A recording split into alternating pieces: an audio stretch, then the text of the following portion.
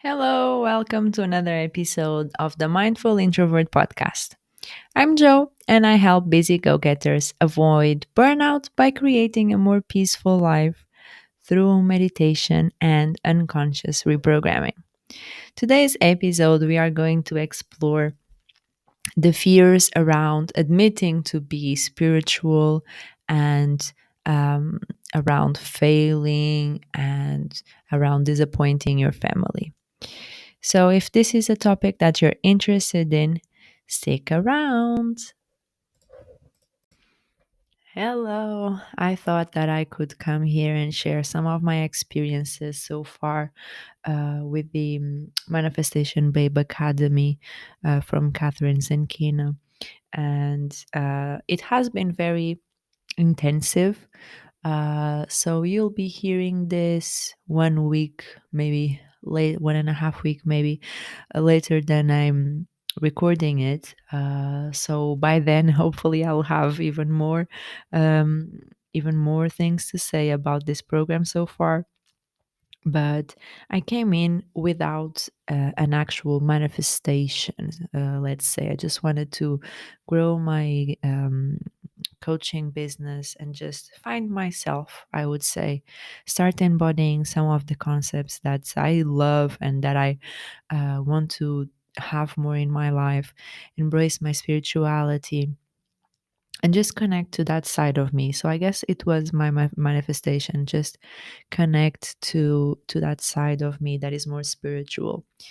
And so this week, I've realized a few things already. We are in the release phase, so we first learn how about the manifestation, how it works on a physical level, on a spiritual level.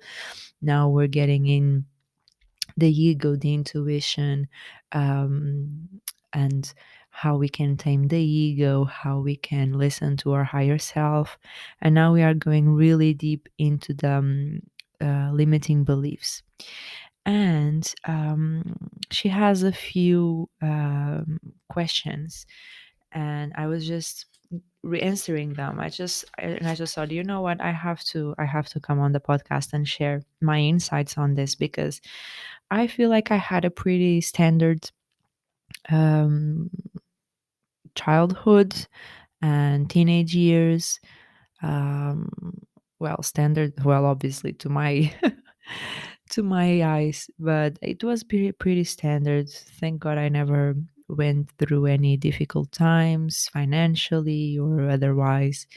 Uh, I had a stable household, so I would say my life was pretty standard.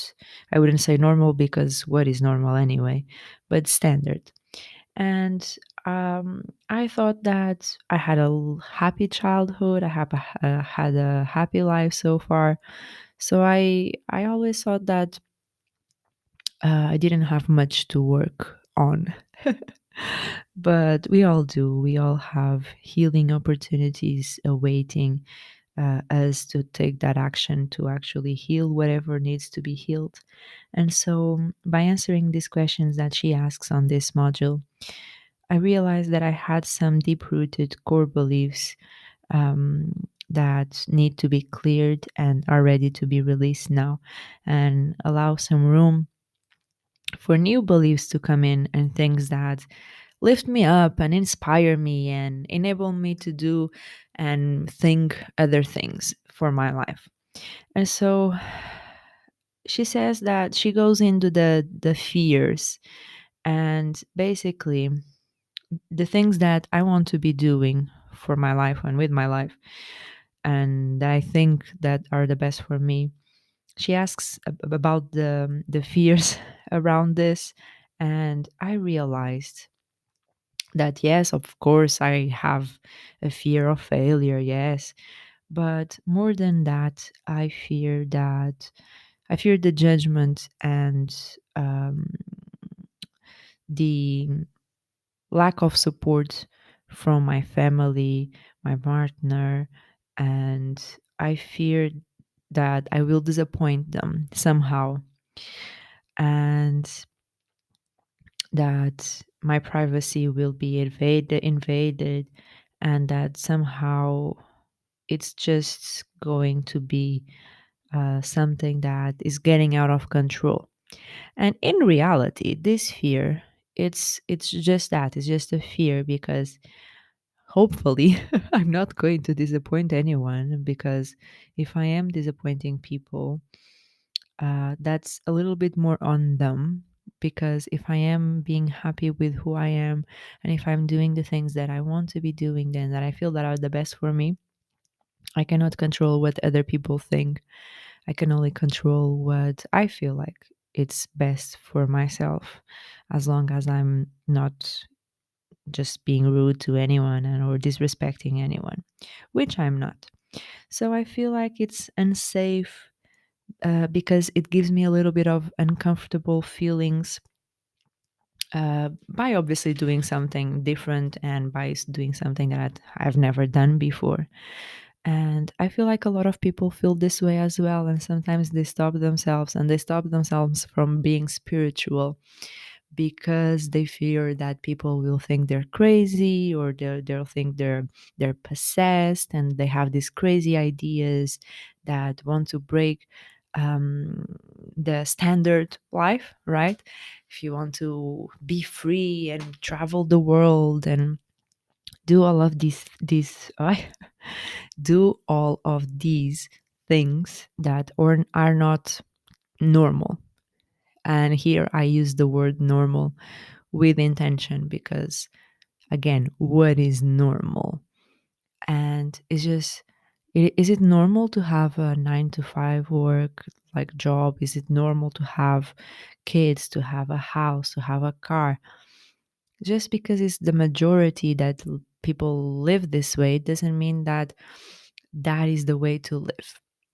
And so if you have the desire to do something else differently, but you fear what your friends and family will say, and you fear to disappoint them, or you fear to fail, and having to go back on your word and just, well, admit that you were wrong and they were right.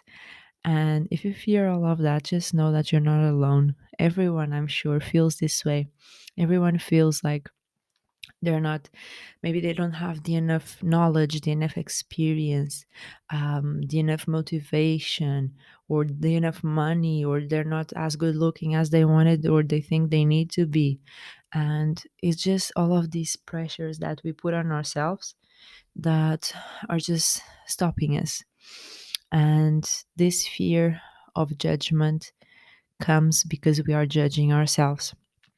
And this exercise that I was doing, even though sometimes, well, now I can reframe a lot of these fears, but I still wrote them because they come from way, way back, and they come as long as I remember, sometimes even more in like past lives.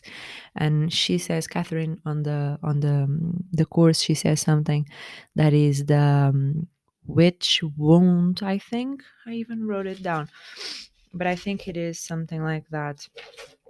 Yeah, the witch wound, because she says that it's the fear of being intuitive, because women in lineage, oh my god, lineage, being killed for expressing their intuitive gifts.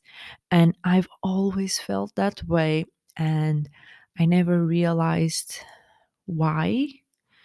I always considered because um, my family was so analytical, my partner is so analytical in their thinking, that I should be like that as well. And having the creative side is not so good, because I grew up seeing actors, seeing singers struggle, and just having made that connection with creativity, meaning failure, and meaning um, lack of opportunities. And when you're an engineer, or when you're, I don't know, someone a little bit more analytical, that deals with data or deals with more science based degrees and subjects, it feels safer in that sense.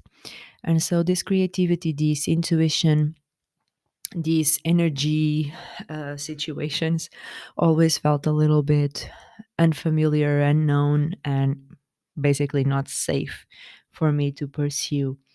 And I always have these ideas that I could sense energies, I could see auras, and I can feel the energy from crystals, and I can absorb other people's energies, and I actually send them energy for them.